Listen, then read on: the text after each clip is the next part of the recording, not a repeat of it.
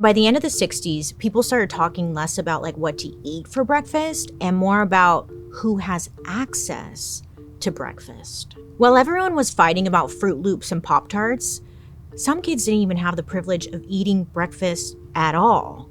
And this is when breakfast goes political.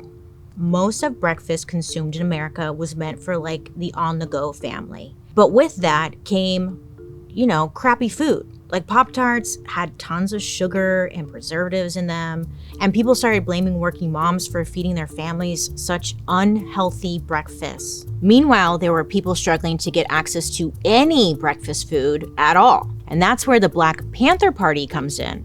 I know it feels random, kind of like out of nowhere, but just like follow me because it's pretty wild. So the Black Panther Party was a political group who fought for civil rights in the United States. They fought against police brutality and the unfair treatment of Black Americans. Many families didn't have means or access to food, especially like breakfast, and a lot of kids in lower income neighborhoods would go to school without eating anything. So this affected how they did in school. I mean, they didn't have enough energy to make it through the day. So what do? Well, the Black Panther Party stepped up and they tried to help do something about it. They got donations and used the money to purchase food for kids from local grocery stores. And not just like any food. The party members got help from nutritionists to make sure that they were serving healthy food. Members of the Black Panthers would even prepare the food themselves and serve it to the kids in the community completely free of charge. And they were giving kids like full meals, eggs, grits, fruit toast, sausage, serve it with some milk. It was great.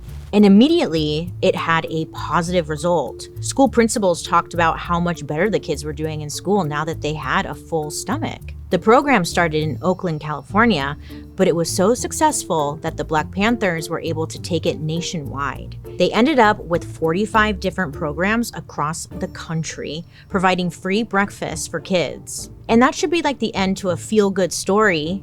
You would hope, but of course not.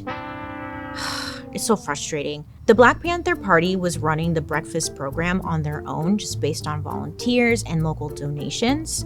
And still, they became a target of the US government and the media. The head of the FBI at the time, J. Edgar Hoover, gets involved.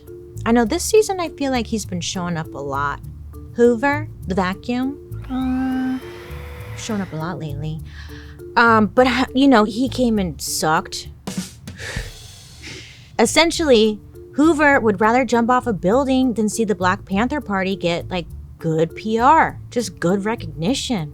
He had plans to take down the group, so he just couldn't risk them having a soft image in any way. So he vowed to destroy their breakfast programs all across the country, and he used Americans' tax dollars to do it.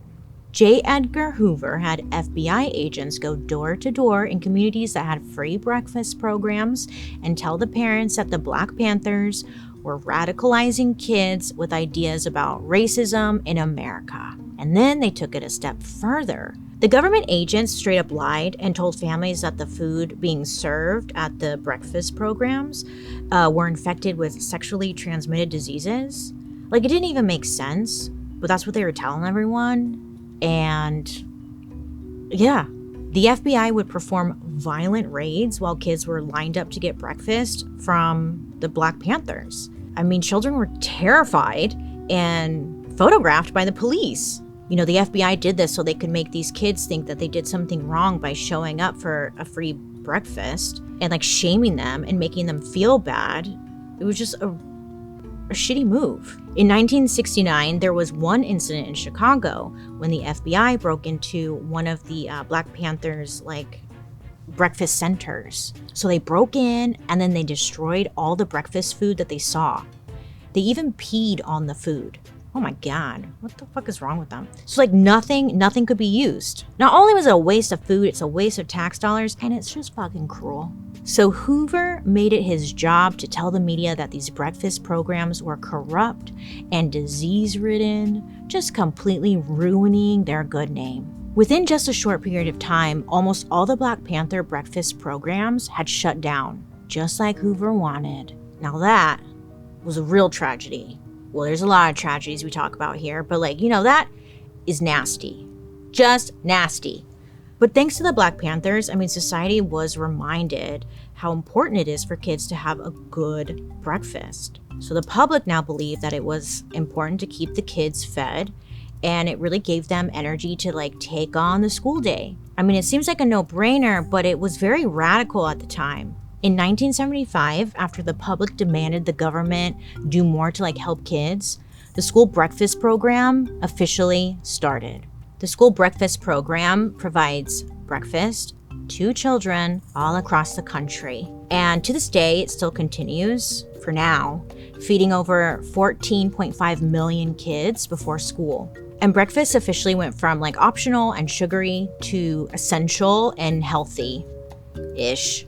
It's progress, but still. Americans were left thinking, what actually makes a healthy breakfast? And is it really the most important meal of the day? Now, if you grew up around the 1990s, you'll probably remember the food pyramid. It was actually inspired by something called the Basic Seven. This was created around World War II because everyone was forced to ration food. And in it, it listed 7 different categories of food people should be eating. It wasn't based off of being healthy or whatever. It was based on what they had available at the time because food was being rationed. And it was hey, we got a shit ton of bread. So bread, eat a lot of that. And it was protein. We don't have a lot of that. You don't really need it. It was favoring certain foods that was heavily available. Not necessarily the best nutritional food for you. Does that make sense? People took it very seriously, especially during wartime, because if you were not participating in rationing and all that stuff, you were seen as un-American, goddammit. So they were you better follow these rules. And the impact lasted. The Basic Seven was a circle in the beginning, and they listed everything out. And then by 1992, the food pyramid was created.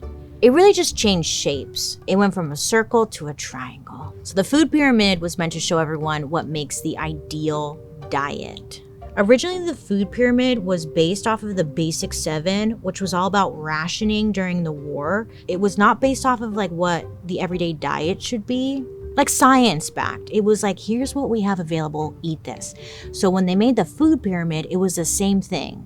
So the science behind it is a little iffy, to say the least. So food is classified into different categories like meat and poultry, fruits, vegetables, so on. The bottom level was the biggest part of the pyramid. At the bottom, it listed carbs like bread, cereal, rice, and pasta. So the pyramid showed that a person should have 6 to 11 portions of these every day. That's a lot. The amount of servings for the other food pyramid categories were a lot smaller. So what people mainly ate for breakfast was whatever was at the bottom of that pyramid: cereal, oatmeal, bread, carbs. And that's how things like cereal remained such an obvious choice for breakfast, despite the fact that it was sugary and not really the best. But since the 90s, the science behind healthy food options has changed, and a lot of people have become critical of the way that the pyramid simplified food groups. People are picking it apart. At the bottom of the pyramid, it's all carbs. But we know now that not all carbs are created equal. For example, something like rice contains protein and not just carbs or carbohydrates. Plus, while at the top of the pyramid is fat, meaning you should eat less of it, which yes, but we know now that there are different types of fat, some that are better than others. So what does this mean? It just means people didn't like the pyramid. Today, according to Johns Hopkins, a good breakfast is, quote, one that supplies plenty of protein, complex carbohydrates, and healthy fats. Together, healthy foods energize the body and ensure you can start your day without being distracted by hunger, end quote. So annoying. Just tell me what to eat. Just tell us what to eat. Why I gotta make it so complicated? Tell us what to eat. Tell us what to eat. Because some people swear bacon's good. No, it's not. Sausage, good. No, it's not. Pancakes, not good. Yeah, it is. It's just tell me what to eat. Would you just tell me?